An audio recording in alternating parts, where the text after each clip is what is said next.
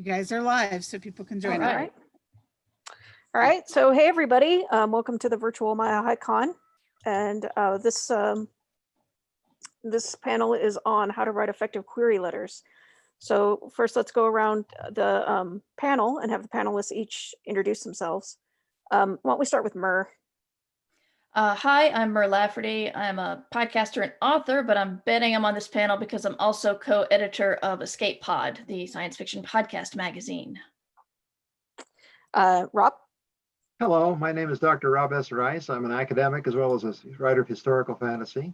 I've written a great deal of nonfiction, and publishers have approached me and asked me to write for them, so I can at least describe how you set the hook. I have been publishing and writing since the 80s, so I've been around a bit, and it looks it. And Betsy? I'm Betsy Dornbush, and I write epic fantasy. I also edited a magazine for a long, long time. I don't anymore. Electric Spec was what it was called. And I'm just taking this opportunity to give a shout out to the firefighters, because we have massive fires in Colorado, and we actually have a home affected by one. So we're just so excited that the firefighters are working so hard, and they are literal gods, the things they do. So that's all I have. And I'm Emily Ma. I have written 15 novels, a lot of them in romance. So I've only got 3 novels that are out that are spec fic. And I've been in the business a while. I went to Clarion West in 2001, and I've been working away ever since. So I've seen a lot of changes in the industry. But one of the things that I think hasn't really changed that much at all is query letters, their importance, how you do them, how you go about writing a successful one. Does anybody want to tackle the question, just kind of the basic question for anybody watching, of what is a query letter and in what circumstances would you write one?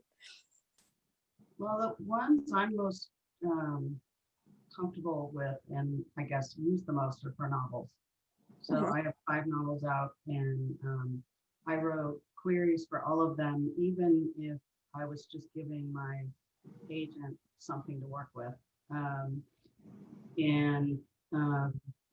So that's mostly what I'm familiar with. Sometimes people try and write a query letter for a short story, but that's not needed. You can just tell me, you could just say what genre and how many words, basically, so the editor knows it fits. It can be as small as that for a short story. So it's really about novels, I think.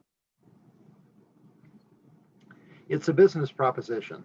Right. You are urging a publisher to engage in a cooperative enterprise designed to bring profit to you both. You have to come across as professional, serious, dignified, and the kind of person that will be easy to work with. The most terrifying thing you can put in an editor's or a publisher's mind is this person is impossible to work with. They are more concerned with their ego than working with me and making profit for us both. So a certain amount of humility is also required. You are actually trying to do a cost-benefit analysis, publish my novel, and we will both profit. And you have to have the honesty to put it that way, because that's what it all boils down to. If you don't pay the press goes out of business, and we have another publisher. But you have to be, you can't be so humble that you don't put across that your book is awesome. Right. Very true. So there's that part too. Yeah. I think talking about query letters with regards to short fiction is important, because I think a lot of writers think you want to make the most exciting story you can, and then they think, I've got to make the most exciting query letter I can. And really, like you said, all you need is like the title, the genre, the word count. If you have professional connection to the topic, like you're James Patterson and you're writing a story about lawyers, I mean, that's important. But if you're like a mom and you're writing a story about a mom, no one cares. I'm sorry, but they don't. And you're just, I feel like the more you put in your query letter, that's actually the more chances you have to screw up.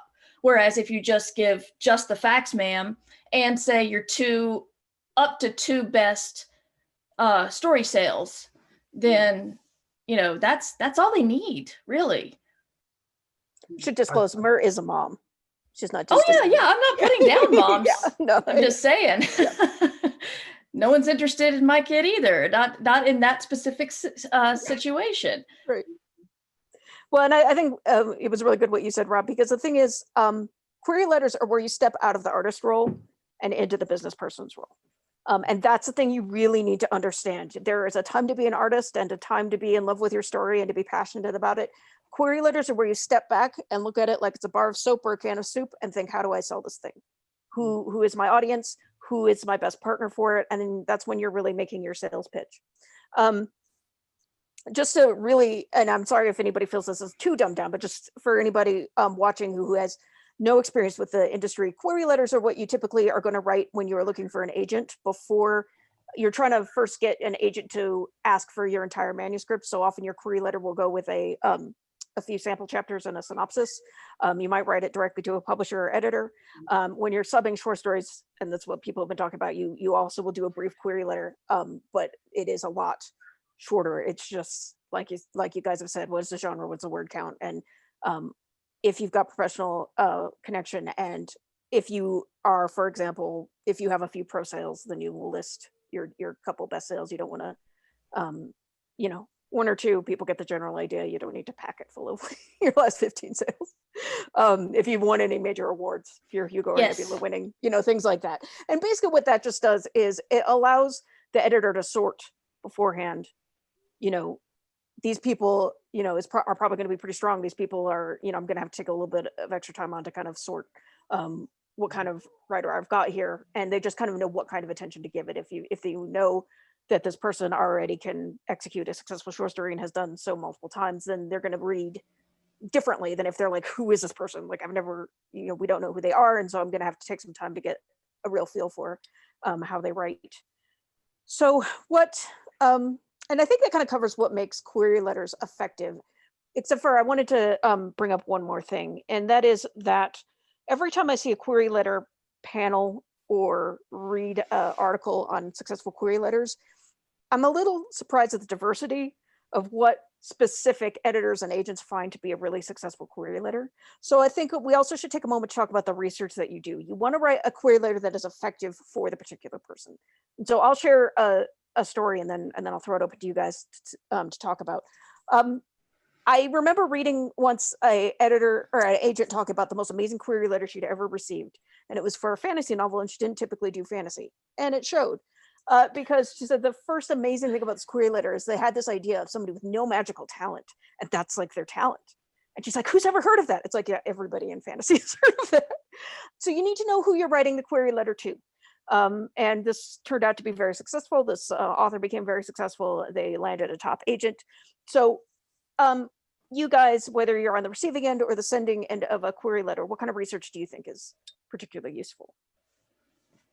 Well, find out what kind of books the publisher publishes. If that person doesn't, if they publish how-to home repair manuals, don't send them a fantasy manuscript. It won't go well. In fact, the biggest danger I would say in any sort of query letter whatsoever is wasting the other person's time. If they get that sense, not only is your letter in the trash, you are in the trash and will be avoided like the plague henceforth. But if you see that this book is very similar to mine and it sold well for them, that's golden. Go for it and send them a letter and hope for the very best. I think a lot of people, I'm sorry, go ahead, Betsy.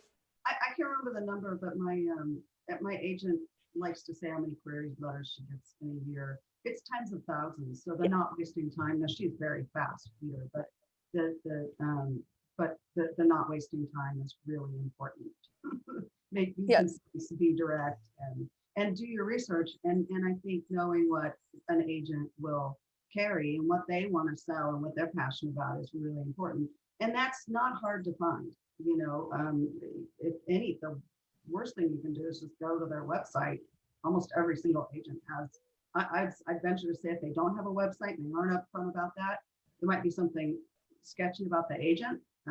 So I think most agents are super upfront about what they're looking for, and if they're even looking, there's really no point in wasting your time sending a letter to an agent who isn't accepting query letters right now. And that does happen too. Yeah, it makes me sad when I think about all the work people put into their books that they won't put anywhere else. Like you need to do research, you need to find out, as they said, who's looking for people right now, or who's looking for books, what kind of books. You even need to go beyond, okay, fantasy. Is it urban fantasy? Is it epic fantasy? Is it contemporary fantasy? And all of this requires research, and it sucks because you're done with your book and it's so exciting and you're so proud and you want to get it out there, but you really need to take the time to do the research. I had an editor, before I sold any of my books, I had an editor interested in me on Twitter, and he asked for a cup of coffee at Worldcon, and we hit it off and it was great. And I submitted to him, and then he quit. And then he passed it to another editor who was my first sale, but she sat me down at a con and she's like, why did you send it to him? I'm like, because he talked to me online and sounded interested in my stuff. She's like, but you didn't look at anything he publishes. You didn't look at anything he edits. You would have known that you don't fit him. And I'm just like, I'm sorry. But, it was a happy ending. It ended in a sale, but she was just like, no, you got to research what the editors are looking for, because you would have known that he just doesn't publish the kind of stuff you write. And that kind of hammered it into me really hard. We get at Escape Pod, we get like, I can't find a publisher for my novel, so I'm sending it to you. And I'm like, we do short stories. Right. And we're not going to serialize your 220,000 words. No. Yeah. And it, Time.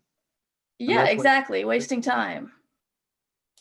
But it makes me feel bad because these people are they're so passionate. You can tell, but they're not passionate about just doing a little bit more research and slowing down just a little bit. And I'm a writer. I know what it's like to be excited to get the book out there, but got to slow it down a little bit. You can't just you can't just rely on what people say either. About that is not actually research. BarCon talk is not actually research. Like my agent, when she wanted to see my stuff, actually I was directed to her by someone. I was like, yeah, but she does romance. And they were like, no, she doesn't. And I had like 3 people sitting with me at a con saying, no, she just does romance. So she had a completely different reputation of what she actually does. And then, once I started actually looking at what she does and her list, I had a ton of fantasy on it. So yeah, you do have to do actual research, not just chatting. And most agents that have been in the business for a while will have an example of the ideal query letter that worked for them.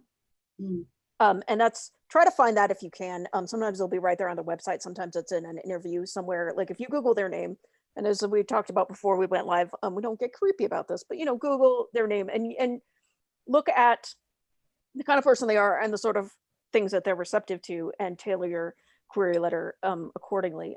I wanted to also talk about this concept of a log line, which is a novel thing. It's not so much a short story thing. But who wants to tackle, like, what's a log line? Why do you need it? And how does it apply to your queries? If I might, but we put in one more point about research. There is such a thing as networking. You're published with Yes. this house. How do they treat you? You're Right. published with this agent. Is this person easy to work with? And that's one of the places where the bar actually works out quite nicely for you. Yeah, networking Yes. isn't bad per se. It Yeah. just doesn't stand in for actual research. Right. I'll take the log line. It's also known as the elevator pitch because it's how you want to talk about your book in the time it would take you to be in an elevator with an editor. And oftentimes it's mixing 2 well-known franchises. For example, my new book is Murder, She Wrote meets Babylon 5. And that hopefully gives people an idea of what I'm presenting. What you want to avoid is something that's a little too popular, because comparing yourself to Harry Potter is, I would say, if I were a book editor, is almost always a bad thing, because like Betsy said, you don't want to be too humble, but you also don't want to like say anything bad about something that's very popular, because whether it's crap or not, the publisher looks at Harry Potter or looks at 50 Shades of Grey and they see money. And they like money.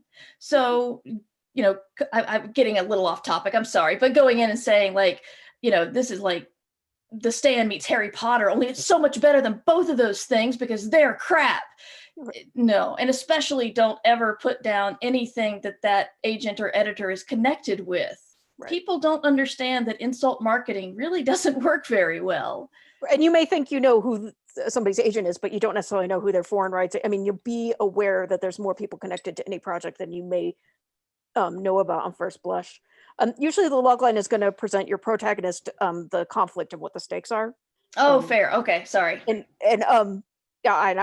But like then also relating it to other franchises is a really good marketing move, because oftentimes you can immediately get an idea of what the person's talking about if they can intelligently link it to some franchises. I mean, you don't want to say things like it's like Harry Potter meets a stand and that's it. Mhm. I'm like, I don't know what that is. Yeah. But yeah. Anybody else kind of want loglines that also can be incredibly useful even before you start writing the book. If you have trouble, if you struggle to write the logline for your book, that may actually go deeper than a query letter problem. That may actually be. I commonly argue that if you have trouble writing, if you have that much trouble writing a query, there may actually be a problem with your book, not the query, which sounds really harsh, which is why I tend to write all these things up front. But I also try and sell stuff before they're done, so I kind of have to. But yeah, I definitely write log lines and queries. I mean, I literally have my projects right up there, which you can't see, up over my computer. I have a log line and a query right up over my computer in like big font, and I do actually look at it. Like, am I still? This is the book I really want to write. Am I still on track with this? You know, and or maybe the query needs to change, but now's the time to change it in the process, not later. So, Yeah. Thing I about a just log- recently, I'm sorry, Rob. The thing about a log line is if you can encapsulate your pitch to the editor or the publisher, you can encapsulate your pitch to the consumer, which is somebody you can never forget. In a short period of time, browsing at this book, I will grab you, hold you, and you will want to read more. And if you do that to the publisher, you can do that to the consumer, and that's a sale. I'm looking at my books to see if they have log lines on the copy. The two I have sitting here. If you're not confident with your log line, I want to recommend the snowflake method of it's an outlining procedure system, and it starts with your log line, and he says take an hour and think of your log line, and then you take the log line and you take another hour and you expand it to a paragraph, and then you take every sentence in those paragraphs and you expand it into each sentence gets their own paragraph, and then you're writing it actually it overwhelms me, but in reading this, it's like if you need to fine tune just what your book is about, then this system's wonderful because it makes you look at it on a very tiny level, like a log line, and then expand it in the outline, and then through each character's eyes, and you are going over what your book is about over and over again, and you will know exactly what your book is about by the time you're done with the snowflake method. Well, I think list of things. I taught a class one time on query letters, and I did it with like make a list of all. So I kind of came at it the other way, but it was like make a list of all the awesome things about your book that you love about your book, because you want to talk about the cool things in your book. So start there, and then start refining it down to what makes sense. And often you find the cool things in your book are your character and the problem they're having, which is basically what you tell someone if they ask you what your book's about. And novels are big enough that I think sometimes people who are new to writing them don't understand the focus that the story needs. It really does need to be about one thing. I mean, that's Octavia Butler used to say your novel is about one thing. Kindred is about a woman transported to antebellum South where she must learn to survive. There's a lot more to it. I mean, obviously there's a lot more to it than that, but understanding that one simple core conflict, what this novel is about, is essential to writing novels. And if you kind of get yourself bogged down and your novel doesn't ever seem to end, or you have a hard time knowing where this next chapter is going, sometimes it can be as simple as understanding your log line, and sometimes that can really help. We've already started touching on it, but this is probably the fun part when we talk about the really ineffective query letters. No names, no shaming. But, Oh no. yeah, but I will throw out there, if you want to see a really good set of examples of bad query letters, go to Slushpile Hell on Tumblr. Great title. Yeah, and it's just an agent who just goes through all of the worst query letters that they receive, and yeah, but take it away, guys. This is a rich topic. Query Shark also, which is nice because they will actually go through and critique it. So you kind of come away with a little more than just here's what not to do, and then there's no indication of what to do, which is important. You learn a lot from what doesn't work. You can, oh God, I'm doing that. No, no, no, not me, never me. I'm perfect. I will not do this thing. That's where you have to watch out for the negativity. Negativity in any context means that you do not play well with others. And playing well with others is very much part of business. We just can't have this person on the team. This person is not a team player. Now, you can have people who have succeeded and can produce a product. At that point, they can be self-indulgent. But even then, they'll have a harder time getting a book out than somebody who's agreeable, pleasant, and easy to work with. Connie is a sweetie. You see Connie Willis walking down the hall. She's always polite and friendly to everybody. You think, this person is a person that I will enjoy the books of. This is a person I would enjoy working with.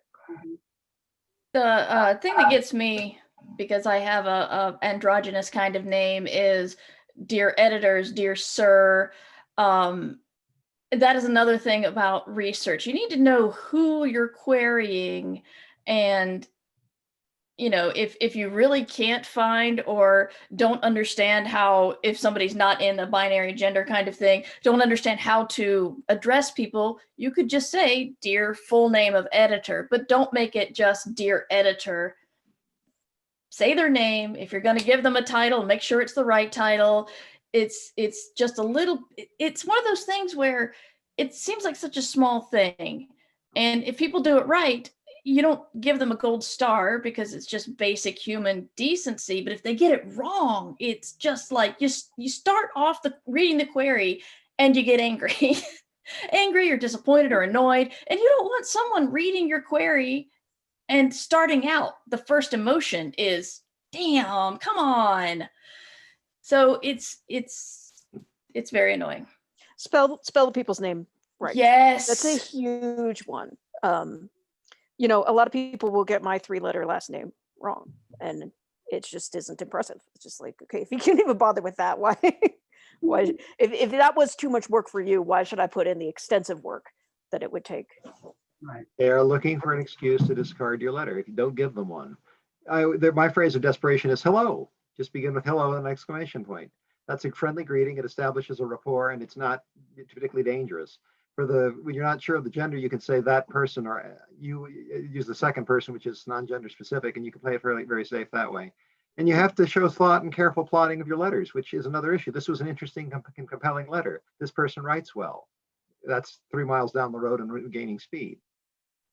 And you can also disclose that you tried to find something and weren't able to, because then you're disclosing how much research you've done. Some people do keep a very low profile, and if somebody says, hello, I apologize for not knowing your gender, I looked here and here, something like that. You don't want to spend too much time on that backstory, but that doesn't hurt either to disclose how much work you've done. You are an enigmatic and compelling person. Yeah. Right. Well, it shows an attention to detail, and to get all the way through the editing process, we have to have that attention to detail. So, it's nice to have that from the very first thing you're saying to someone you're going to enter into a business, to show. That's a great way to just show that you're paying attention. And I think this kind of touches on one of the key things you need to do in order to write an effective query letter. And what a lot of people do wrong is put yourself in the shoes of an agent or editor. And I think one of the most common mistakes people make that leads to all kinds of types of bad query letters is not understanding that, great, you wrote a novel and that's really impressive in your universe. That's somebody's every day when they work in publishing. So meeting somebody who wrote a whole novel is just cool, whatever. Typically first novels don't get published anyway. Those tend up being trunk novels. And so if you look at examples of bad query letters, it quite often is from this place of not understanding that there are a lot of people who write novels, and a agent will get hundreds of query letters in a day, all from people who have written novels. What do you guys, what other sort of headspace mistakes do you think people make when they write bad query letters? Are we talking about one thing we haven't really talked about is the actual structure of the query letter. And I think there's a couple schools of thought. Some people like to jump right in with their tagline in their paragraph, saying what their book's about, which, yes, it should be really just about a paragraph. I pushed it to 2, but you're running a line there. I kind of like to say why I'm writing someone, why I picked them. I did that when I was searching for an agent. I would, and it does, again, show that research. And then I would say, and I would say my book is genre and, what genre, how many words it is, and the title, so that they kind of know that it does actually fit what they're looking for. Again, you're not wasting their time if it doesn't fit, or if it's not what they're looking for right then, which you may not know. You may have done all the research in the world. And they just signed 3, fantasy authors, and not going to sign another fantasy author right now. That doesn't have anything to do with you. That's just where the chips fell. But it helps them sort things through. And then I tend to go then and explain, do the more fun part, which I find more fun, which is about what my book's about.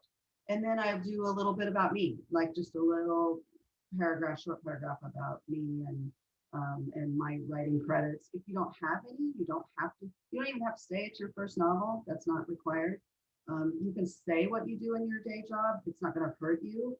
It only is going to help you if it ties in. I think Mark talked about it. It ties in with what you're, writing about. And then, sincerely. And the other thing I like, just having seen a lot of cover letters, I didn't make phone calls when I was, reading slush for electric spec, but I did have to, it kind of gets back to addressing people. It is nice if you have maybe a, if you have a name that maybe doesn't indicate gender. I think, honestly, in this day and age, I think it's fine to just put your gender in your signature. In fact, I have it on my email signature already. So that's one way. Or I've seen a lot of times people just use their initials for their, on their books.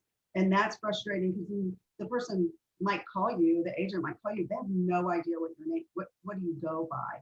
So I think using the name that you go by is very helpful to the agent or editor. Those would be kind of my tips on structure.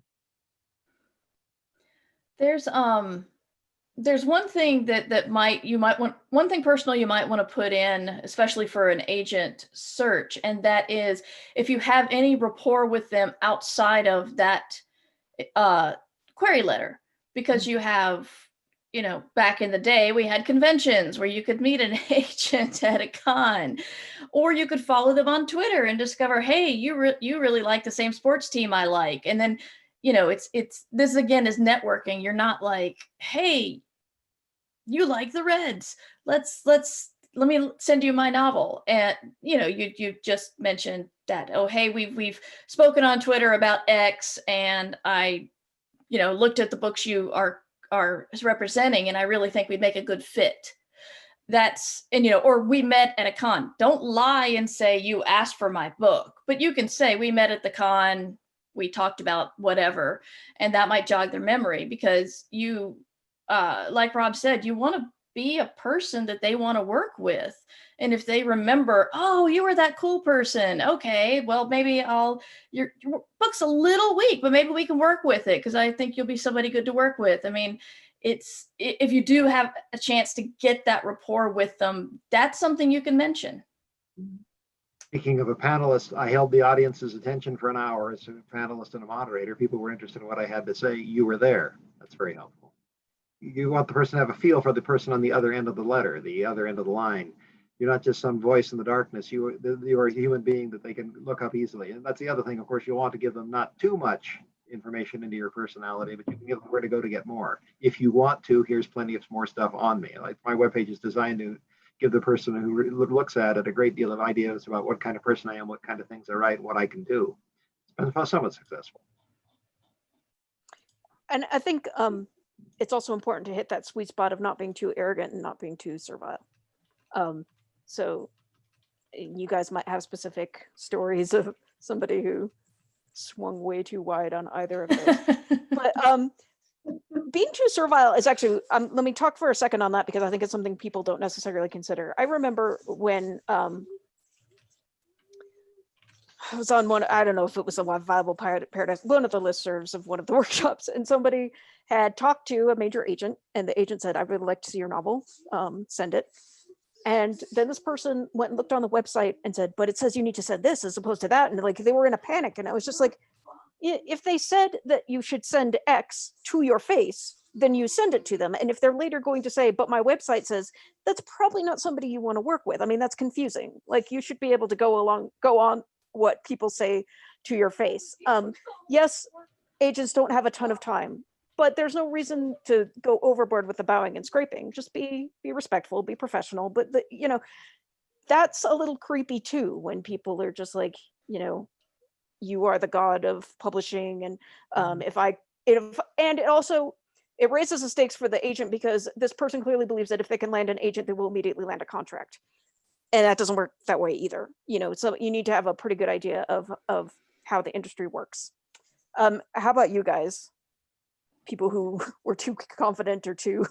Well, I had the terrible follow-up email where the query, I don't think I read the query letter. I just read the story and it didn't work with me. But then I got an email back, and the person said, I disagree. I think my story is perfect for your magazine, and so I won't be submitting to you anymore. It was seriously like, cool. You can't break up with me. I'm breaking up with you. And I'm like, Right. Who is this person who's like, I can't even imagine, I don't know, any of the great short story writers today. I can't imagine any of them going, nope, you're wrong. I can't. No, don't do that. It helps if I go with Dickens characters. I was thinking of Uriah Heep versus Welcome to Macabre. Everything is turning out exactly the way I wanted to. Everything's fine. We're going to turn it around in just a couple of seconds. No, thank you. Humble. I'm humble. I was always taught to be humble, Mr. Copperfield. Get away from me. But on the other hand, somebody who's rational, reasonable, and affable, you can work with. I think the thing people also don't realize is their maybe their digital footprint, and maybe if you're querying, don't spend a lot of time on Twitter bitching about all your rejections. I mean, you're telling the first thing an agent's going to do is go look you up, and so you want that. It's not like it has to be perfect, but you want it to be generally positive. And if you have a bunch of complaining on Twitter about, oh, this got rejected again, well, then that agent's probably going to be like, well, all these other people rejected it, so why do I want to take it? And you definitely don't want to complain. It's a small industry, and that gets around. I mean, somebody's going to read it, and they know that person, or they're friends with them, or they work with them, and it's status. You definitely do not want to complain in public about when you're trying to query and get your name out there. That's not project sold. That's not good. Yeah, I mean, editors. Go ahead. Editors talk. I mean, I think some people like to throw out the idea of the grand blacklist that all editors read and abide by. That's a little overblown, but there is, if somebody has a horrible experience with an author, they're going to tell other editors and say, hey guys, watch out for this person. Mm-hmm. Harlan Ellison was a legendarily hard person to work with. He was disagreeable, cranky, and nasty. He could also write. It was like handling a porcupine. You can be very careful, but the odds are you're going to get hurt. I have complained publicly and got myself out of a publishing contract that way, but it was because they were actually being unprofessional, and that it served as a warning to other people. You have to be very careful about it. There are times and places when one-on-one is not working, when we're networking through the industry isn't working. I mean, I started networking and all these other authors are like, oh yeah, they're terrible, but I don't really want to, they kind of didn't have anything to say beyond it. And so I was public about it. And it was excellent for my career. I went on, what I will disclose about myself, and if anybody bothered to look me up, is I am indie, and sold over 200,000 books on my own. I am in regular contact with agents, and we usually kind of will have a business discussion over whether there's much, that they can do for me.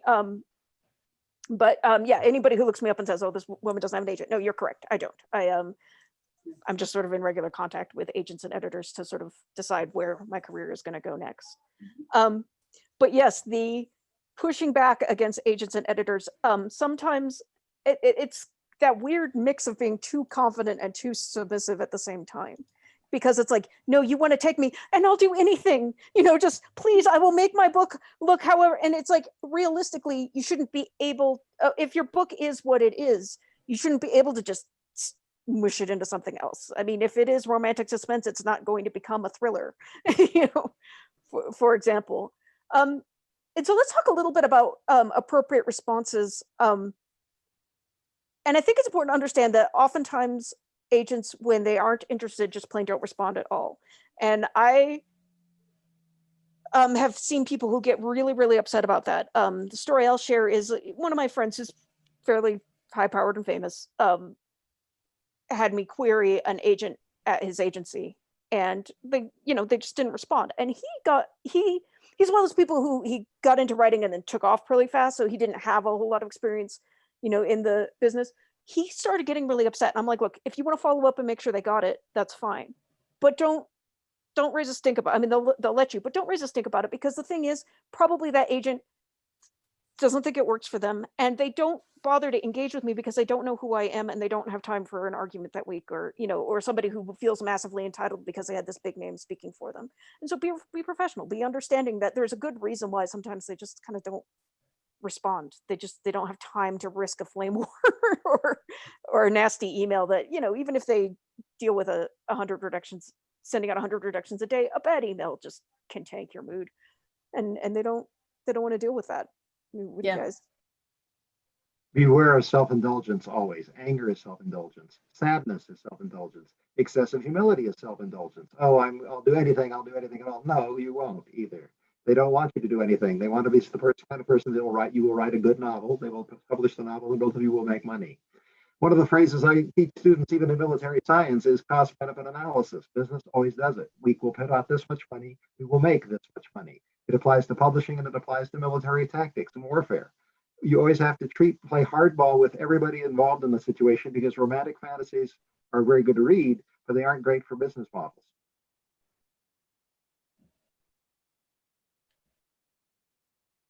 Next. Yeah, Mara, Betsy, do you have anything you would add? Or do you have any horror stories or? Other horror stories? Well, I think the dreaded email back is, and I have fortunately, very little experience with that as a magazine editor. I don't think that that's the case for agents. I think they more frequently get nasty or maybe whiny emails back. So once you've gotten the rejection, you're done. You don't have to. Now, I think, there's a little bit of caveat. If they've read a full manuscript and they're like, this just isn't working for me, I think it's perfectly fine to say, thank you so much for putting the time in. That's fine. But you do have to measure that with, think how many, again, these agents are getting, literally tens of thousands of emails a year. And everybody's got an email box, and you know how long it takes to get through it. And that's, so you're just sort of adding to that. So if you're going to add to someone's email box, it should be productive, and not just productive for you. Yeah, I don't know of very many other horror stories. I mean, I think sometimes that sense of entitlement stuff actually just comes across in the query pretty often. Things I used to see, and I really, again, my main personal experience besides my own queries is with the magazine. And I would see a lot of things like sort of almost bragging about maybe what their life was like or what, and I don't care. I care whether you wrote a good story and whether it fits into my issue. Like, literally don't care about your cats is what I used to always say. I mean, I'm sure they're perfectly great. It's not that I hate cats. I just don't care. So there's sort of that. You have to, again, it does get down to wasting time. Like, it's a business letter. You kind of need to be concise and to the point. You can even put it in another concept. You couldn't make me care about your cat. You couldn't make me care about your kid. You couldn't make me care about your job. That's the whole point. The writer should manipulate the other person's emotions and be good at it. You can make me happy. You can make me sad. I would argue, unless those cats appear in your book, that's probably not worth talking about.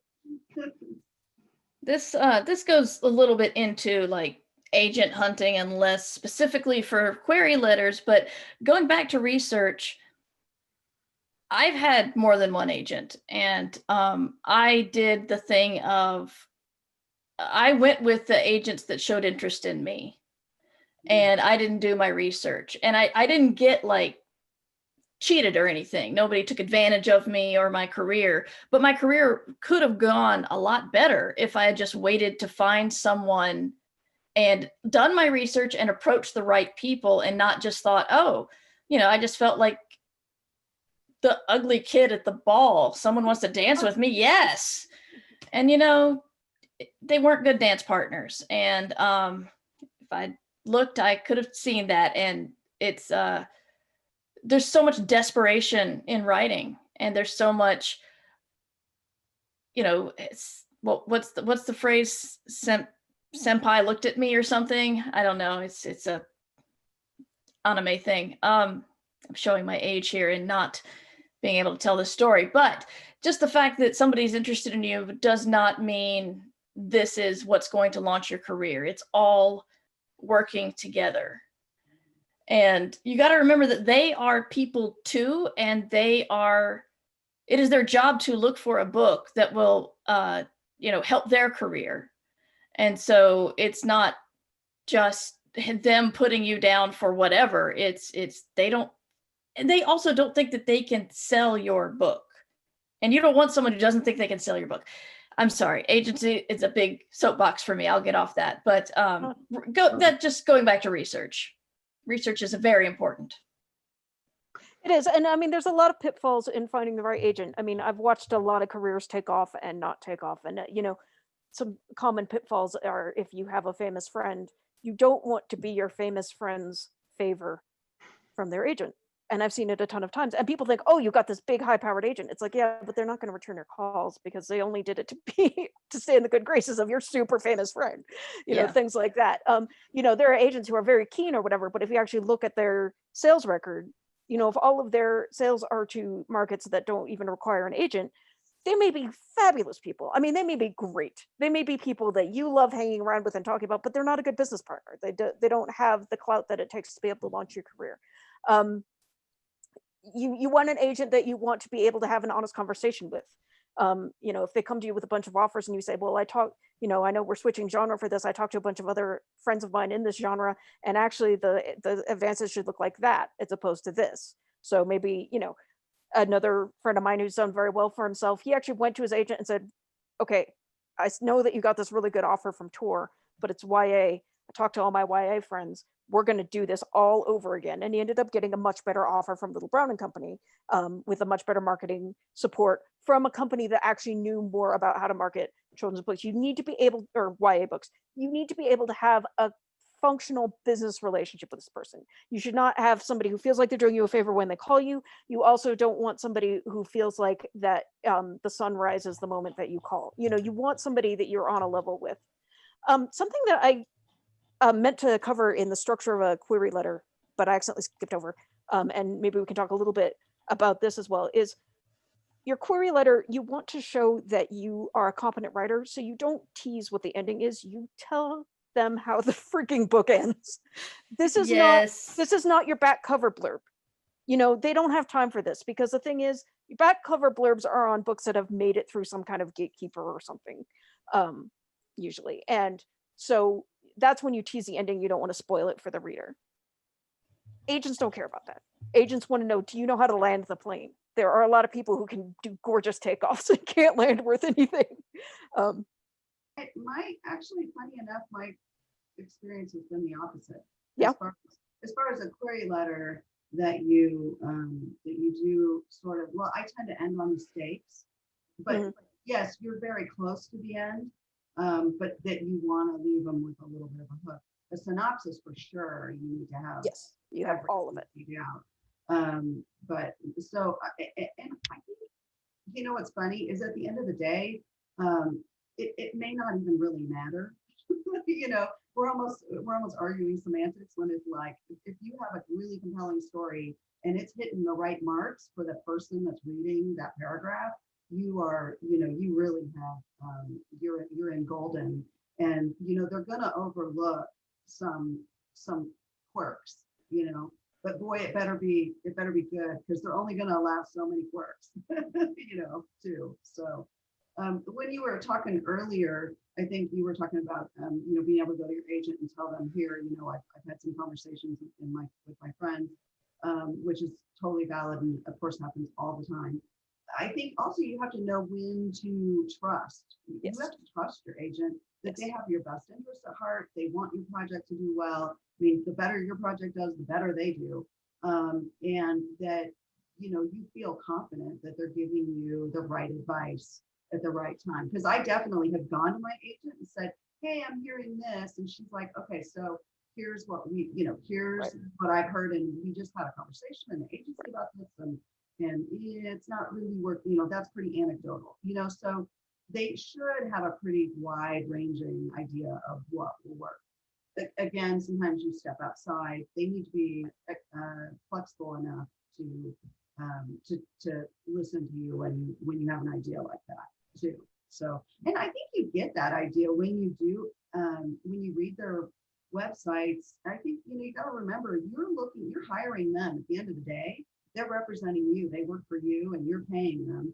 And so when you're looking at their website and you're looking at their reputation and you're looking at what they carry and what they're passionate about and who works with them and do you respect those authors, all of those things play in. And I used to look at websites and the people that, like the agents that were super nitpicky, like about, well, you have to have this and this and this and this and this, you know, I'd be like, I don't think I can stand up to that. That's not going to be a person I can work with. Right. And unfortunately, they may be awesome. You know, they may be a Right. great agent, but probably not the right one for me because I'm a little bit outside the box.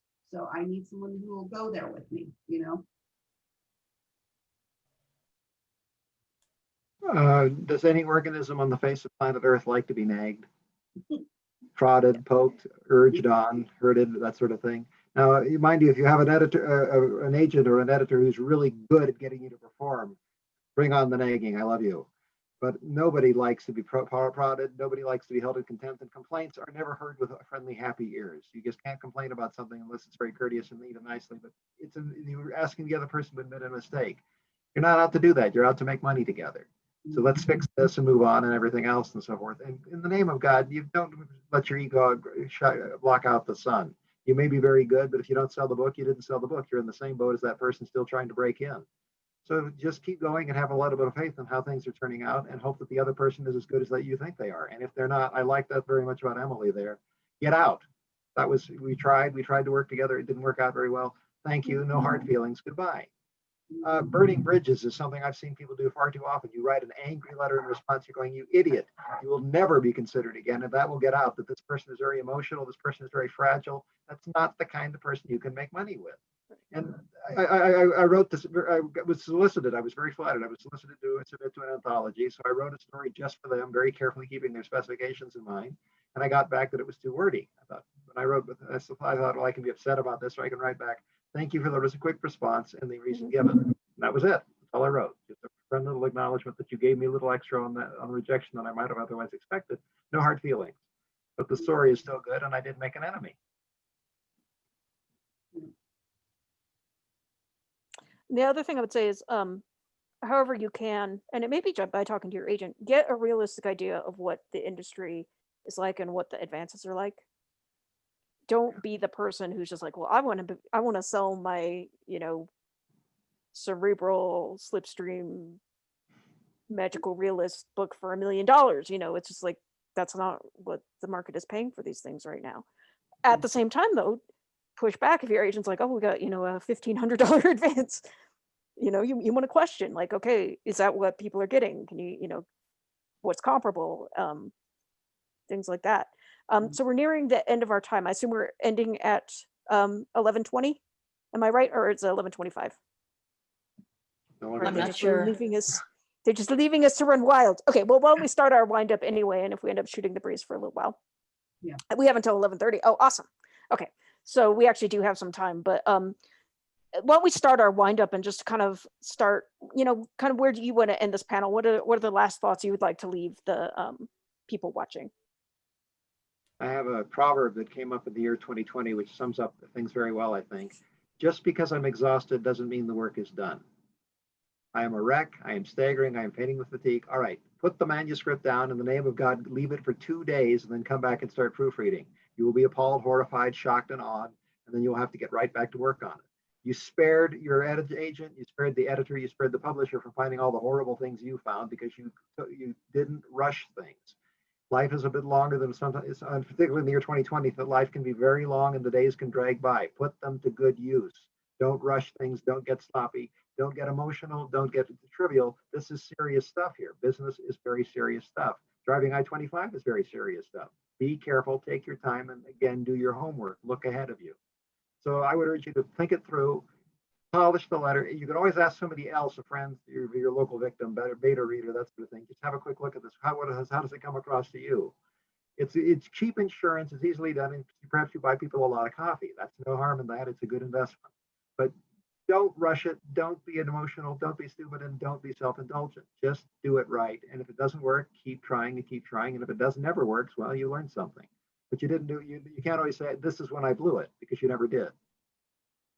I always think of a writer, and I've sold my first book, so I really should have no right to actually to say this, but so many people don't.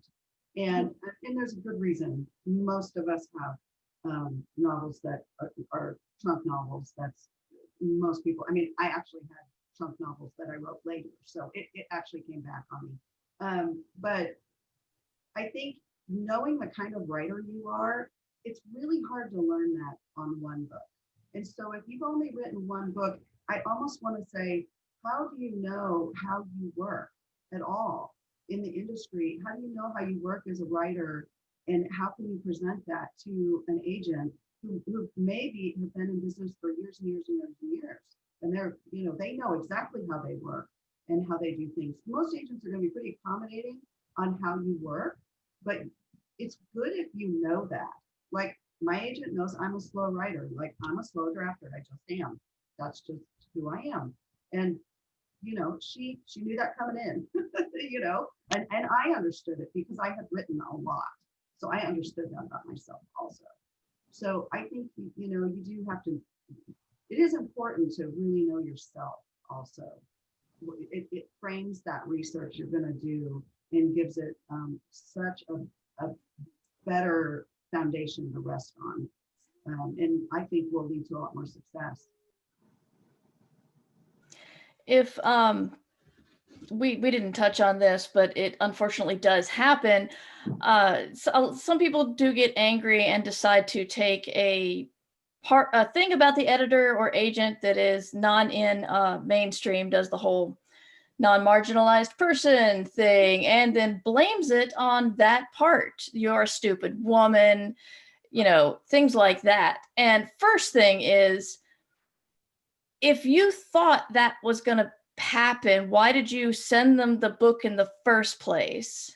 And second, don't be a racist or sexist or homophobe or whatever. Just don't do that. But especially don't show it when you're querying or after you've been rejected, because that's just awful. It's absolutely awful. It kind of being told that clearly I can't choose stories because I'm a woman. I'm like, well, why'd you send it to me then? Right. You're the idiot here. It kind of gets down to also, knowing the industry. And if you watch science fiction and fantasy, if you've been a part of it at all, you understand that as an industry, we are trying to do better. Collectively, we are trying to do better and be more inclusive. And so if you're not going to be that person, then maybe you're not a fit, or maybe you need to really dig deep and think, how do I fit into this? Because as an industry, that's where it's headed. And, it does take thought and it takes effort on everyone's part. So again, I the research thing, we keep coming back to it, but I think it's really essential. It's not about you. It's about us. Us as the company, us as the readers, us as everybody else. You cannot be self-indulgent. You cannot be, it's not just your show. Everyone has to work together for it to work at all. And to alienate part of your readership, to alienate part of the people you might be working with by some stupid or arrogant comment, well, that's just self-destructive. And it's very painful to me to watch somebody hurting themselves. Like, I guess the horror movies, that actually got to me worse than anything else when somebody mauled themselves, because it just doesn't make any sense. And for a writer to be slashing their own throat when they're trying to start out, exactly the time you want to nurture and help them, and have this spiny, clawing, prickly thing slashing at you, you're going, I'm afraid you're just not going to work. Goodbye. I can't waste time with you that I could spend on some pleasant, kind, hardworking person who's going to give me everything I want to and produce something really, truly superior, and who will remember me with gratitude for the rest of that person's life. Mhm. Well, I think the best advice I ever got on just a lot of things in the industry is Connie Willis will say, the day it's not your fault is the day that your career is over. Mhm. You know, you can only control you. You can't control other people. You can't control the market. You can't control readers.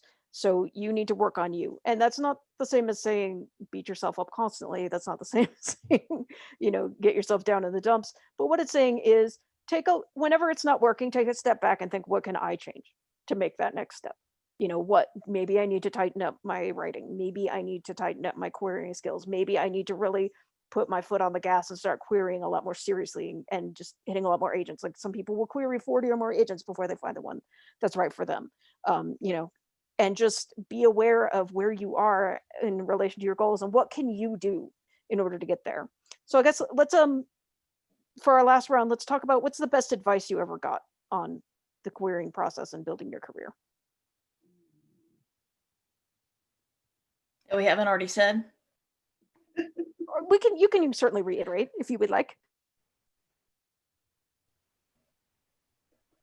Don't be scary. I I think mean, even if you write horror, don't be scary. Be the kind of Shirley Jackson was the sweet little academic wife who walked around and looked perfectly innocent and harmless all the time. That woman could drive the flesh from your body with just the way she wrote. Don't be someone scary to work with, but be someone scary if you're writing horror to read. yeah, I think be kind. You know, you know, speaking of horror writers, I have a friend who's a horror writer, and he is a very good horror writer. And I love being on panels with him because he's just kind and he's thoughtful about how he, you know, how he includes people and how he is like, I think you have a thing to say about this, or I heard you talk about this before. Like, you can tell he's really thinking beyond himself. And I do, and that's really true in any profession, right? Like, I don't think that that's exclusive to the publishing industry, but being kind is just essential. I was going to go with kindness too. I think it's so much more important than anybody thinks. People think, oh, well, I don't want to be a doormat. No, we didn't say that. We said be kind. But I'm going to go with the more information about you and your life and the book and how much you need this contract and how much you need this money, the more you say in your query letter, the worse it's going to sound. And we've told you some good things to put in it, but again, remember, if you say I've never sold anything before, well, you're just basically like, hello, I'm an amateur.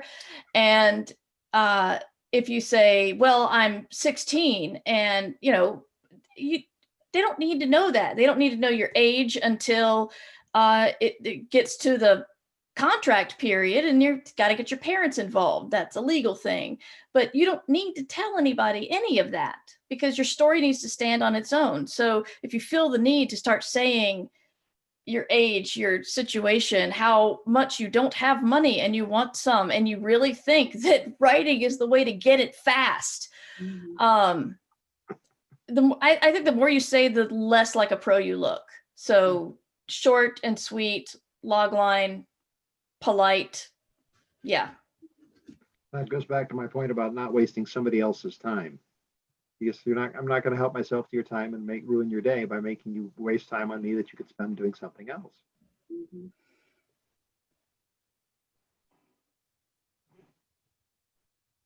So this has been, you know, this is the most science fictional MileHiCon in its history. You know, and it's awesome that we have this technology. I do miss though being able to take questions from the audience and everything like that. So anybody who's out there watching who has any follow-up questions, I let me know if I don't speak for you, but by all means, follow up with us. You know, find us online, shoot us an email. You know, we aren't on panels just to hear ourselves talk. It's about the connection, and it's about the chance to, you know, meet new people and help out new voices and things like that. And I'll leave it to you guys. Is there any last words you want to give to our audience who we sadly cannot see? Oh, and there's a Discord channel as well. Yeah. And I'll be on Twitter a lot this weekend watching the fires. So anybody has questions or even just wants to like chat about something that's not a giant wildfire, I am totally up for that. This too shall pass. Things will change. Things will move on. The world will be a different place in 5 years. This too shall pass. Keep your head up and smile a lot. It annoys them. I don't know. I got the 2020 fatigue thing going on. Yeah, like Rob said, it's gonna pass, and the publishing will pick back up. I think a lot of times when you're querying, you think this is the most important time in my career, and this is only a small window of time I can strike, and it may take a while, especially if everything that happened in 2020 happens. So don't quit. That's my advice. Don't quit, because I quit for a little while and I regretted it greatly because I lost a lot of writing years. And don't let it bring you down. The only person who can stop you from writing is you. That's probably the best advice. Yeah. Don't quit, honestly. Yep. All right. Thank you guys. We'll Very well, see you Emily. around at the con. Thank You you were for fun to work the with. awesome moderation, Emily. You guys were all Guys. great. It was wonderful. It's good to see you guys. Good to see you, All right. Casey. Here we go. And good luck on the house. I'll be thinking. Thank you. I think we're good for now. See you guys. Great. Bye-bye. Thank you. Take care.